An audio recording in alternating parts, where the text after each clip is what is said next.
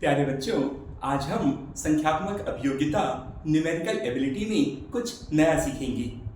जैसा कि आप जानते हैं कि प्रतियोगी परीक्षाओं में न्यूमेरिकल एबिलिटी से हमेशा प्रश्न आते हैं, या यूँ कहें न्यूमेरिकल एबिलिटी या संख्यात्मक अभियोगिता प्रतियोगी परीक्षाओं में एक अनिवार्य अंग है। तो जैसा कि हम जानते हैं कि किताबों में कुछ विधियाँ दी होती है और उनसे जो प्रश्न आते हैं वे ज़्यादातर लोग बना लेते हैं। तो आप भी बना लिया उसे और अन्य लोग भी बना लिए, तो सफलता कहाँ हुई? दोनों का अंक समान हो गया। लेकिन कभी कभी ऐसे प्रश्न आते हैं जो निर्णायक भूमिका अदा करते हैं, यानी ऐसे प्रश्न जो किताबों में नहीं दिए गए होते, या ऐसे प्रश्न जो विशिष्ट या स्पेसिफिक क्वेश्चन होते हैं। जैसे कि आईआईटीज के एग्जाम में आपने देखा होगा कुछ ऐसे प्रश्न आ जाते हैं जो केवल विशेष योग्यता वाले व्यक्ति या ऐसे विद्यार्थी ही हल कर पाएंगे जिन्होंने उसे पहले से देखा हो, या उनके गुरु ऐसे हों जिन्होंने उनको उस प्रकार के प्रश्नों को बताया हो। तो आज प्रतियोगिता का दौर है और प्रतियोगिता का भी कड़ी है, और इस गलाकाट प्रतिस्पर्धा में यदि हमें आगे होना है तो निश्चित तौर पर उन विशिष्ट या स्पेसिफिक क्वेश्चंस को भी हमें बनाना आना चाहिए। तो यह लेक्चर इसीलिए समर्पित है कि न्यूमेरिकल एबिलिटी में कुछ ऐसे प्रश्न जो बहुत ही निर्णायक होते हैं जिन्हें बाकी विद्यार्थी हल नहीं कर पाएंगे, और आप यदि सबसे पहले जानेंगे तो आप भी सबसे पहले आएंगे। सबसे पहले जानने के लिए आपको चैनल को सब्सक्राइब करना होगा ताकि यह इंफॉर्मेशन और ज्ञान सबसे पहले आप तक पहुंचे। तो चलिए हम देखते हैं आज का न्यूमेरिकल एबिलिटी का वो टॉपिक क्या है। तो हम देखते हैं कि आज का टॉपिक है संख्या और उसके विभाजक, नंबर एंड इट्स डिविजर्स। तो इसके कई प्रकार के प्रश्न बनते हैं, इन्हें विभिन्न तरीके से पूछा जा सकता है। पहला प्रश्न कि कोई भी दी गई संख्या ये है, चलिए बताइए इसके कुल विभाजक कितने होंगे। If the number is given then find its number of divisors. पहला प्रश्न, या ऐसा भी हो सकता है विभाजकों की संख्या दी गई होगी और बोला गया होगा ये किसी भी संख्या के विभाजक हैं। अब बताइए वो संख्या क्या होगी। ऐसा भी हो सकता है, या ऐसा दिया जा सकता है कि दो संख्या दी गई है, दोनों विभाजकों की संख्या समान है, तो बताइए वे विभाजक की संख्या कितनी होगी। तो कुल मिला के इस गुत्थम गुत्थी को आप जब सुन रहे होंगे तो बड़ा विचित्र लग रहा होगा कि बड़ा ये क्या लॉजिकल या न्यूमेरिकल एबिलिटी है। इसे ही कहते हैं आउट ऑफ द बॉक्स, यानी किताबों में इस प्रकार के प्रश्न नहीं दिए गए होते और आप यहाँ आसानी से इस प्रकार के प्रश्नों को हल करना सीख सकते हैं। तो चलिए देखते हैं ऐसे प्रश्नों को कैसे हल किया जाए। तो हम आते हैं आज के टॉपिक पर। आज का जो विषय है वह है संख्या व इसके विभाजक। अंग्रेजी में हम कहेंगे नंबर एंड इट्स डिविजर्स। तो चलिए हम देखते हैं कि वो संख्या क्या होगी। वो संख्या हो सकती है 12, वो संख्या हो सकती है 105, वो संख्या हो सकती है 3856, वो संख्या हो सकती है 9511, वो संख्या हो सकती है 10,221, और इसी प्रकार न जाने कितनी बड़ी संख्या। यहाँ पर अंकों की संख्या की कोई सीमा नहीं है। यहाँ पर कितनी भी बड़ी संख्या हो सकती है और कितनी भी छोटी संख्या हो सकती है। वह एक अंक की संख्या भी हो सकती है, जैसे हम ले लेते हैं 5, और वो संख्या जितनी भी चाहो अंकों की हो सकती है, कितनी भी बड़ी संख्या हो सकती है। तो आप देख सकते हैं कि यह प्रश्न कितना जटिल है।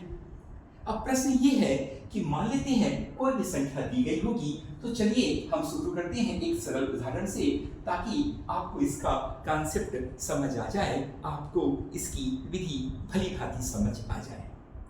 तो हम वह उदाहरण लेते हैं, दी गई संख्या द गिवन नंबर इज 12। तो क्वेश्चन ये है कि how many number of divisors of this number.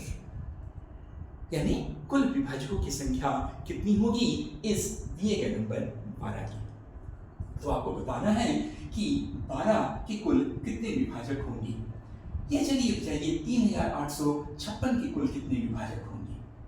तो यदि आप परंपरागत या कन्वेंशनल मेथड्स का उपयोग करते हैं तो इसमें आपका काफी समय व्यर्थ चला जाता है, क्योंकि परंपरागत विधियों में काफी समय लगता है।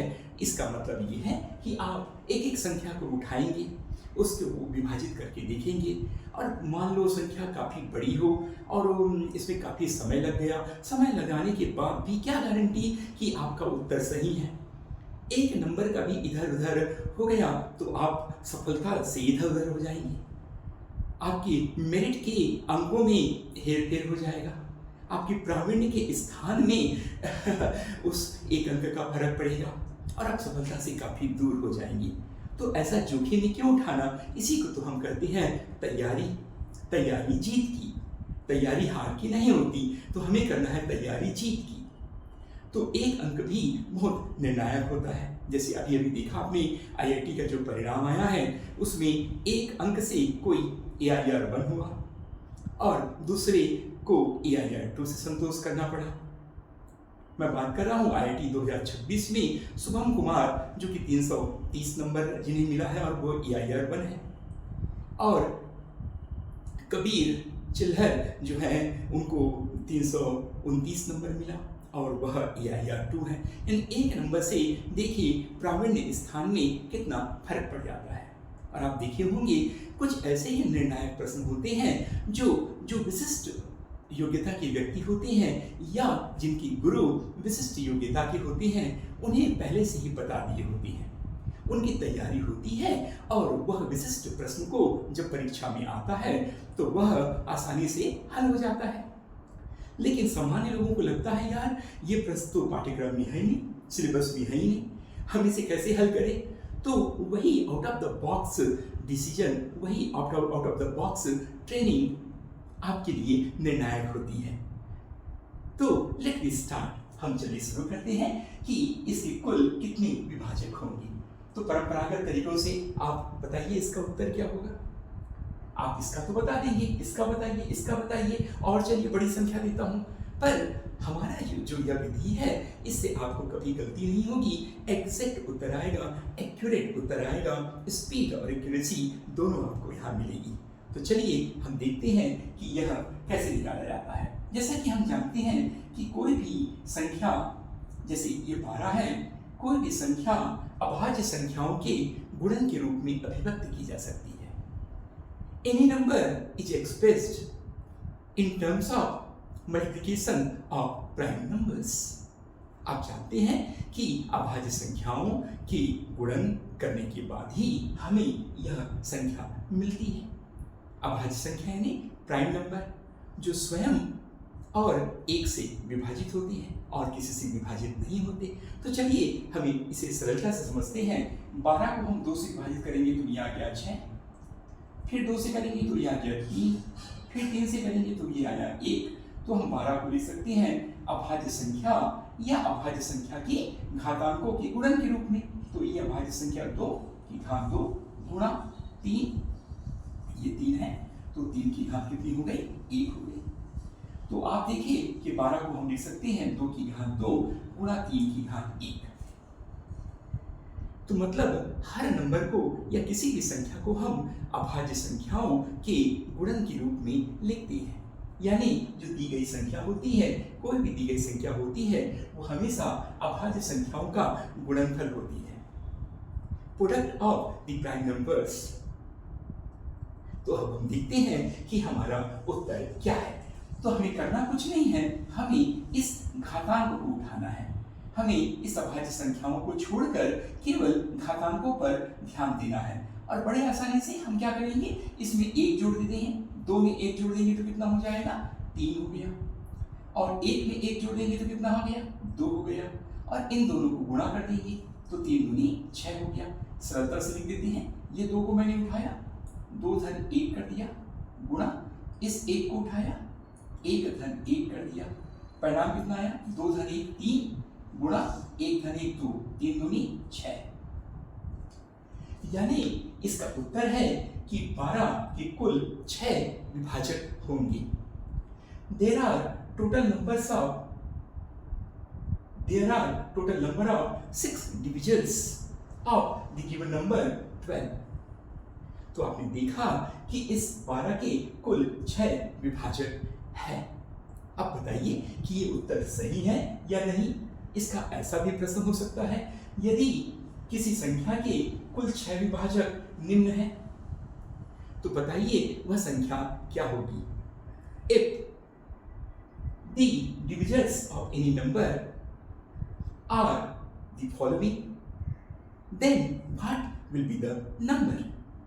यानी अब हम पहले देखते हैं कि यह उत्तर सही है या नहीं। इसका पता परंपरागत विधि से कैसे लगाया जाता है। तो हम देखते हैं कि यहाँ पर 12 को कैसे विभाजित किया जाएगा।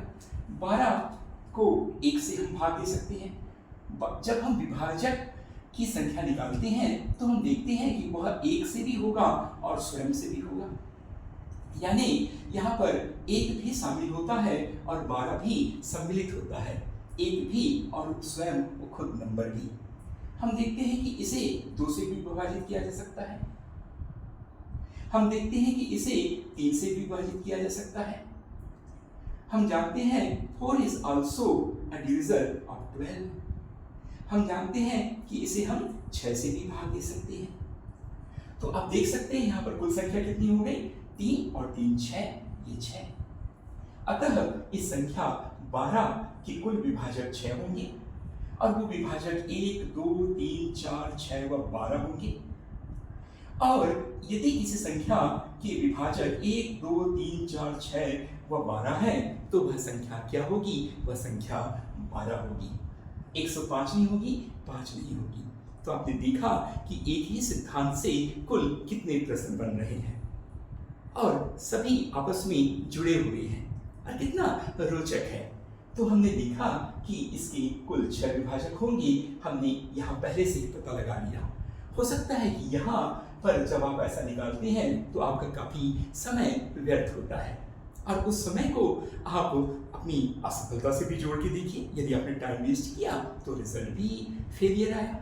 तो हम यहाँ पर सक्सेस की बात कर रहे हैं और टाइम सेविंग की बात कर रहे हैं। और टाइम सेविंग ऐसा नहीं होता कि आप जल्दी करें, टाइम सेविंग होता है सही तकनीक के ज्ञात होने से। तो आप जान गए कि इसकी तकनीक क्या है। चलिए हम इसे और पुख्ता करते हैं और इसको सॉलिड करते हैं एक अन्य उदाहरण से। यह सम संख्या है, हमने सम लेके देखते हैं। हमने लिया दूसरी संख्या 105। जैसा कि आप जानते हैं 105 भी एक्सप्रेस किया जा सकता है the multiplication of prime numbers, यानी अभाज्य संख्याओं के गुणन के रूप में। तो आप देख सकते हैं विषम संख्या 3 से विभाजित होगी, ये 35 हो गई। 5 से विभाजित होगी, 5 7 35 और ये 7। हम इसको लिख सकते हैं 3 की घात 1 गुणा 5 की घात 1 गुणा 7 की घात 1। ठीक है, बिल्कुल जैसे हमने यहाँ किया वैसे यहाँ किया। हमारा ध्यान सिर्फ संख्या पर नहीं होगी, संख्या के घात पर होगी। तो हम इस देखते हैं ये घात को पकड़ लिए, ये घात यही कर सकते हैं आसानी से। हमने केवल हमारा संबंध घात से, तो ये 1 1 1। मैंने क्या किया है, 1 जोड़ना है तो ये 2 हो गया, ये 2 हो गया, ये 2 हो गया। हमने तीनों में 1 जोड़ा, जैसे यहाँ पर घातांक में हमने 1 जोड़ा, दोनों घातांकों में हमने 1 जोड़ा, वैसे यहाँ पर 1 1 जोड़ दिए सब में। तो 1 2 1 2 1 2 हो गया। अब गुणा करना है, 2 दूनी 4 दूनी 8, यानी कुल विभाजकों की जो संख्या होगी वो 8 होगी। अब आप बताइए, चलिए यदि ये तकनीक नहीं मालूम होता तो आप क्या करते, परंपरागत तरीका प्रयोग करते और अपने समय को बर्बाद करते। और क्या करते आप, चलिए हम देखते हैं कि आप क्या करते। आप करते कि 2 दूनी 4 दूनी 8 की जगह आप क्या करते, देखते कि ये किससे विभाजित होता है। तो ये 3 से हुआ, 5 से हुआ, 7 से हुआ, और किससे हो सकता है, 3 5 7 तो हो गया, 3 5 6 15 से भी हो सकता है ना। और ये 21 से भी हो सकता है और 35 से भी हो सकता है और 1 से तो होगा ही होगा और 105 से भी होगा। तो 1 और 105 भी जुड़े हुए हैं। तो कुल संख्या कितनी हो गई, 1 1 2 3, ये 4 4 और 4 8 जो कि हमने पहले से निकाल लिया है। इसके कुल विभाजक होंगे 8। there are total 8 divisions of the given number 105. There are total 6 divisions of the given number 12. और ऐसा भी हो सकता है if these are the number of divisions of any number, then what will be the number? यदि दिया गया 1, 3, 5, 7, 15, 21, 35 और 105 है, तो चलिए बताइए कि वह नंबर क्या होगी, वह संख्या क्या होगी, या 105 के कुल कितने विभाजक होंगे? 8 होंगे। और वे 8 विभाजक क्या क्या होंगे? वो ये होंगे। और वो संख्या क्या होगी? 105 होगी। तो आप देख सकते हैं कि कितना परमुटेशन कॉम्बिनेशन बनता है, कितना क्रमचय संचय से ये प्रश्न को और भी कई आकार दिया जा सकता है। आशा है कि आप इसको समझ गए होंगे, और यदि नहीं समझे हैं तो कमेंट बॉक्स में अपना प्रश्न लिखेंगे। यदि आपको अच्छा लगा, आपको लाभ हुआ, तो इसे अन्य लोग तक भी पहुंचाएं और मानव सेवा में पुण्य कार्य में भागी बने।